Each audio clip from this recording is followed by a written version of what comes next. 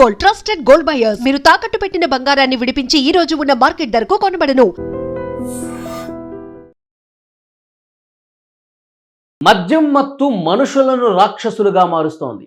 విచక్షణను పూర్తిగా తుడిచిపెట్టేసి కన్నపేగు బంధాలను సైతం బలి తీసుకుంటోంది.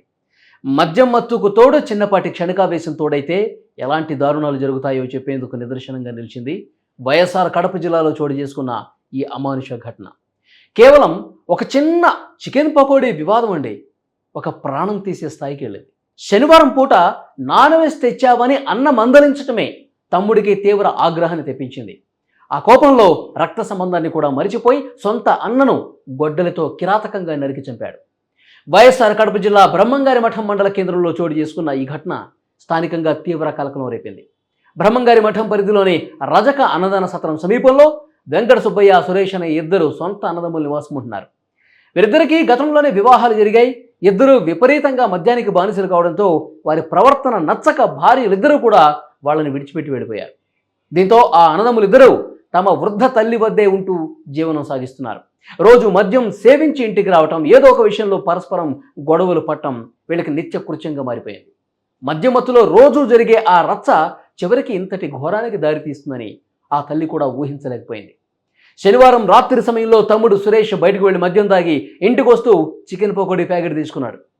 ఆ సమయంలో ఇంట్లో ఉన్న అన్న వెంకట సుబ్బయ్య అతన్ని చూశాడు. పవిత్రమైన శనివారం రోజున మాంసాహారం ఎందుకు తెచ్చావు అంటూ తమ్ముడిని గట్టిగా నిలదీశాడు. అక్కడితో ఆగకుండా సురేష్ను తీవ్ర పదజాలంతో దూషించాడు. మద్యమత్తులో ఉన్న సురేష్కు తీవ్ర ఆగ్రహం కట్టలు దించుకుంది. మాట పెరిగి ఇద్దరి మధ్య తీవ్ర స్థాయిలో వాగ్వాదం చెలరేగింది. ఆ క్షణికావేశంలో సురేష్ ఇంట్లోని గొడ్డల్ని చేతిలోకి తీసుకున్నాడు. ఏమాత్రం కనికరం లేకుండా ఎదురుగా ఉన్నది తన తోడబుట్టిన అన్న విషయాన్ని కూడా మర్చిపోయి వెంకట సుబ్బయ్య తలపై గొడ్డలతో బలంగా వేటు వేశాడు.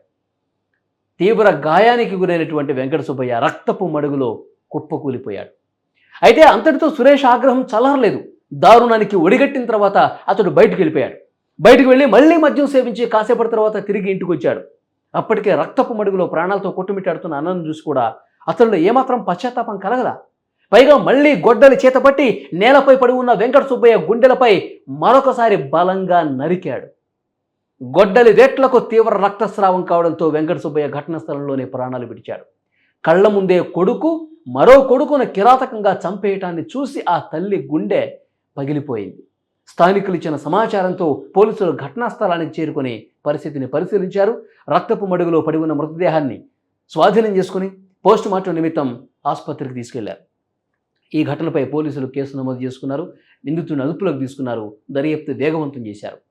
కేవలం చిన్న చికెన్ పకోడీ వివాదం మద్యానికి బానిసైనటువంటి మనస్తత్వం చివరకు నిండు ప్రాణాన్ని బలిగొనడం చూసి అక్కడ ఉన్నటువంటి గ్రామస్తులందరూ కూడా దిగ్భ్రాంతి వ్యక్తం చేశారు.